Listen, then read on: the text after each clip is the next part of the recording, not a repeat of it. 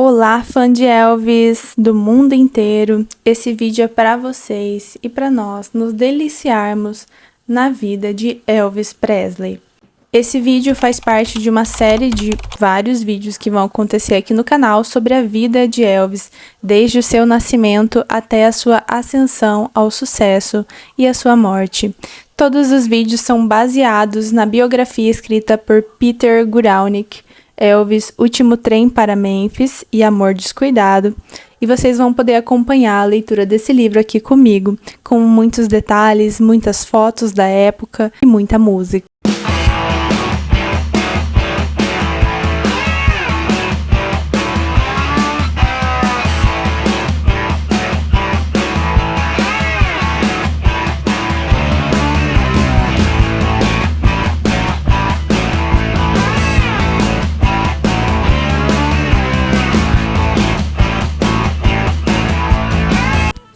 Vernon Presley nunca foi especialmente bem conceituado em Tupelo, de poucas palavras e aparentemente pouca ambição, até mesmo em West Tupelo, na época um município separado, onde morava com a família logo acima da rodovia, num conjunto de casas apinhadas em 5 ruas não pavimentadas perto da Old Satilo Road.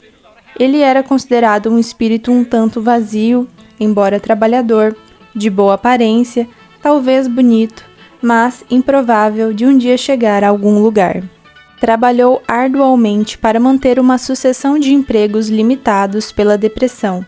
Leiteiro, meeiro, faz-tudo, operário da WPA, a agência de obras públicas criada no governo Roosevelt, mas nunca pareceu deslanchar e nunca pareceu se importar particularmente em deslanchar. Calado, antissocial, quase taciturno às vezes, seco na descrição dos amigos, Vernon só parecia mesmo se importar profundamente com sua pequena família. A esposa, Gladys Smith, com quem se casou em 1933, o filho Elvis Aaron Presley, nascido em 8 de janeiro de 1935, e o gêmeo Jesse Garon, cuja perda tinham pranteado. Nos preparativos para o nascimento, construiu um barraco de 2 quartos ao lado do casarão de 4 quartos de seus pais, com a ajuda do pai e do irmão mais velho, Vester. Nos fundos havia um banheirinho externo e uma bomba de água manual, e embora West Tupelo tenha sido uma das primeiras beneficiárias do programa de eletrificação rural da TVA, a nova casa era iluminada com lâmpadas a óleo quando ele e Gladys se mudaram, em dezembro de 1934. Gladys Presley, todos concordavam, era a fagulha desse casamento. Se Vernon era taciturno ao ponto de ser mal-humorado, ela era extrovertida, animada, cheia de pose. Ambos tinham abandonado a escola em tenra idade, mas Gladys, que havia crescido com 7 irmãos e irmãs numa série de fazendas da região, não dava o braço a torcer para ninguém. Ao completar 20 anos, ela ficou órfã de pai e ouviu falar de um trabalho na Tupelo Garment Plant, a fábrica de vestuário que pagava $2 por dia por uma jornada de 12 horas. Um ônibus buscava as moças que moravam no campo, mas pouco tempo depois de começar no trabalho, ela decidiu se mudar para a cidade, onde se instalou com a família na Kelly Street, na pequena comunidade acima da rodovia em West Tupelo. Foi onde ela conheceu Vernon Presley. Ela o avistou na rua e depois se encontraram num dos carismáticos cultos para seguidores entusiasmados do tipo Holy Roller. Em junho de 1933, escapuliram com outro casal e se casaram em Pontotoc, Mississippi, onde Vernon, ainda menor de idade, acrescentou 5 anos à sua idade, alegando ter 22, e Gladys baixou a idade em 2 anos para 19 anos. Para pagar a licença, pediram emprestados os $3 aos amigos. Gladys teve uma gravidez difícil e no final precisou abandonar o emprego na Garment Plant. No dia do parto, Minnie, a mãe de Vernon, uma parteira chamada Edna Martin e outra mulher a atenderam, até que a parteira foi chamar o médico William Robert Hunt, na época com 68 anos. Às 4 da manhã do dia 8 de janeiro, ele fez o parto de um bebê natimorto e 35 minutos depois de outro menino. Os gêmeos foram chamados de Jesse Garon e Elvis Aaron, na intenção de rimar. O gêmeo morto foi enterrado num túmulo desconhecido no cemitério de Priceville, logo abaixo da Old Satchel Road, e nunca foi esquecido, seja na lenda que acompanhou seu célebre irmão, seja na memória da família. Quando criança, contam que Elvis visitava com frequência o túmulo de seu irmão. Quando adulto, volta e meia citava o gêmeo, reforçado pela crença de Gladys de que quando um gêmeo morre, o que sobrevive adquire a força dos dois. Pouco depois do nascimento, mãe e filho foram levados ao hospital, e Gladys nunca mais pôde ter outro filho. A taxa de $15 do médico foi paga pela assistência social. Elvis cresceu como uma criança preciosa e amada. Todos concordavam que ele era chegado à mãe de forma pouco comum. Ao longo da vida dela, o filho a chamava por nomes carinhosos e os dois se comunicavam com falas infantis. Ele também era apegado ao pai. Nada havia de tão fora do comum em relação à jovem família Presley. Eram um pouco peculiares, talvez, por conta da falta de contato com os outros, mas eram ativos na igreja e na comunidade, e tinham esperanças e expectativas realistas para o único filho. Pouco tempo depois, houve uma guinada na vida da família Presley, ou pelo menos uma mudança em seu curso mais previsível.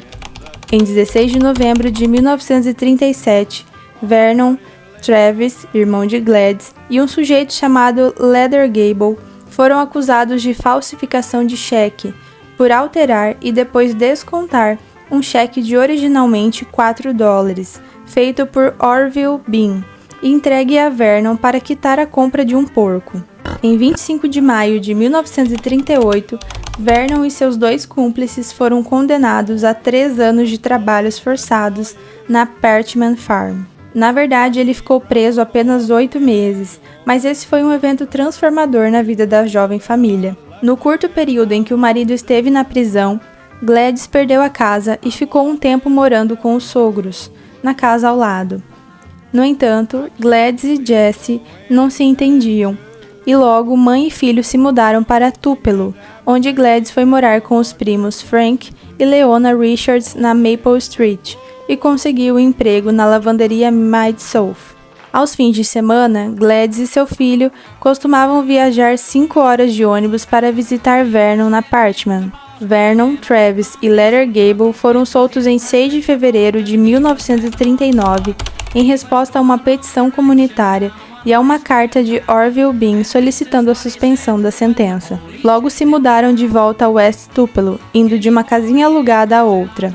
Em 1940, Vernon comprou por $50 um caminhão Chevrolet ano 1930 de 6 cilindros e 50 HP. E no outono de 1941, Elvis entrou na escola West Tupelo Consolidated, que oferecia desde o primeiro ano do ensino fundamental até o fim do ensino médio, na Lake Street, do outro lado da Highway 78, a cerca de 1 quilômetro do povoado de Old Satchel Road. Todos os dias, Gladys levava orgulhosamente Elvis à escola, um loirinho acompanhado pela mãe de cabelos escuros e olhos faiscantes. Antes de atravessar a rodovia, ela segurava a mão do filho com firmeza, imagem de cuidadosa devoção. Além da família, seus poucos amigos daquele período o pintaram como isolado de qualquer multidão. Não há lembranças de uma patota, apenas recordações esparsas de fazer carrinhos com caixas de maçã, brincar nos fundos da casa de alguém, ir pescar de vez em quando com James Osborne, que morava perto da escola. A senhora Presley o mandava estar de volta às 2, e ele ficava preocupado, a todo instante olhando para o sol e dizendo: "Acho que já devem ser 2 horas, é melhor irmos andando." Ele era um menino delicado, contou seu pai. Uma vez o convidei para ir caçar comigo, mas quando ele me respondeu: "Papai, não quero matar passarinhos", não tentei convencê-lo a contrariar os sentimentos dele. Assim que aprendeu a ler, se apaixonou pelos gibis. Eles capturavam sua imaginação.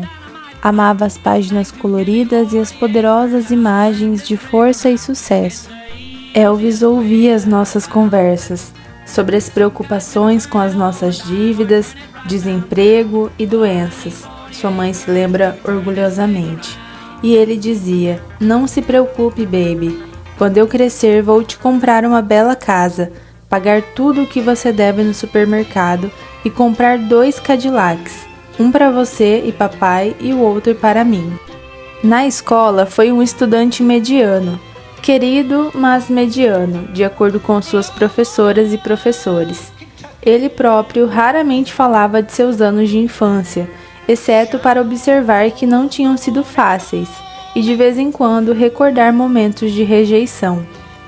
A foto em que ele aparece com a turma do 3º ano do ensino fundamental mostra um menino em pé, um pouco afastado, braços cruzados, cabelo bem penteado, a boca invertida naquele beicinho familiar. Todos os outros parecem conectados de alguma forma, agrupados, sorrindo, os braços em volta dos ombros uns dos outros. Elvis fica afastado, não alijado, só afastado. 18 de agosto de 1945, com o fim da guerra, Vernon usou as economias que havia acumulado para dar a entrada de $200 em uma nova casa na Berry Street. Tornou-se diácono na igreja. Esse foi, sem dúvida, o ponto alto da vida dos Presley em West Tupelo. A família Presley formava um trio gospel nos hinos da igreja, e que o trio fazia sucesso entre os fiéis. Viajava a vários encontros de renascimento cristão na região e geralmente ficava impressa na memória das pessoas como um prenúncio do que acenava no horizonte.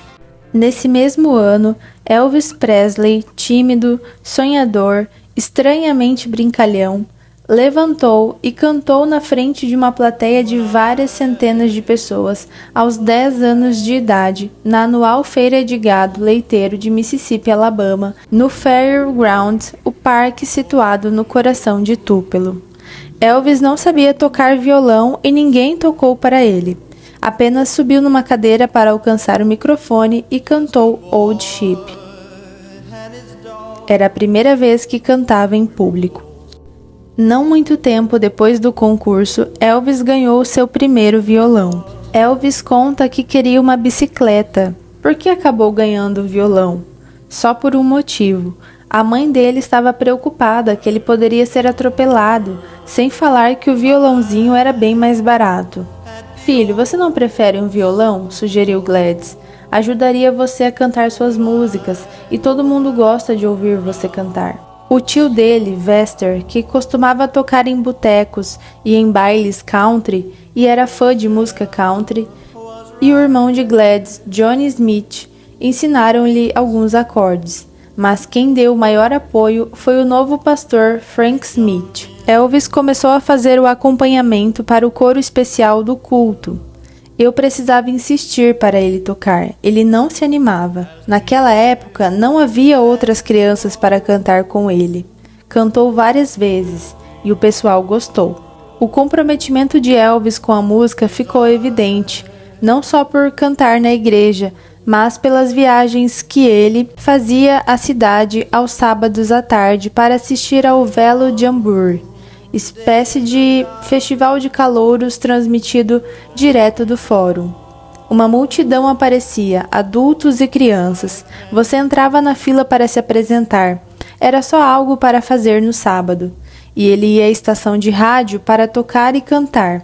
Ele não se destacava no meio dos outros. Na verdade, era só uma das crianças. A música tornou-se sua paixão arrebatadora. À exceção de 1 ou 2 amigos que compartilhavam de seus interesses, ninguém deu bola. Essa evolução pode ter passado despercebida até mesmo para os pais dele, que vigiavam tão de perto o filho. Ele sempre soube, disse Vernon, como se ele e Gladys tivessem duvidado, que ia ser alguém na vida. Ele costumava sentar-se no degrau da porta e falar: "Um dia vai ser diferente." No verão de 1946, os Presley se mudaram de West Tupelo para a cidade. A casa não passava de um barraco, um dos 3 naquele beco, Mas a verdadeira derrocada tinha sido ir morar na cidade. Gladys voltou a trabalhar na lavanderia Might Soap. Nessa mesma época, Vernon Presley foi demitido pela LPM McCarthy por ter usado o caminhão da empresa para entregar o uísque clandestino. Quando Elvis começou o 7º ano, a família estava morando na North Green Street, mais perto da escola e num bairro respeitável, mas um bairro respeitável de maioria negra. A família estava cercada por famílias negras, igrejas negras, clubes sociais negros e escolas negras. Foi cursando o 7º ano que Elvis começou a levar seu violão à escola todos os dias. Vinha com o violão balançando nas costas e o guardava no armário até a hora do almoço. Então, todo mundo o cercava e ele tocava violão e cantava. Ele só falava em música. Música gospel era o que ele mais cantava. Muitas das outras crianças tiravam sarro dele, como um tipo de menino cafona, tocando música cafona caipira, mas Elvis não arredou o pé. Ele era mais como uma presença invisível, insuspeita, como o Super-Homem ou o Capitão Marvel, disfarçado discretamente em sua rotina, mas capaz de realizar coisas inimagináveis. Ele só esperava a oportunidade de cumprir seu destino. Alguns rapazes, do tipo valentão, pegaram o violão dele e cortaram as cordas, mas alguns de seus colegas do 8º ano fizeram uma vaquinha e compraram outro kit para ele. Na primeira semana de novembro, ele e a família estavam indo para Memphis. Em seu último dia na escola, uma sexta-feira, 5 de novembro, um colega chamado Leroy Green recontou que Elvis deu um breve show.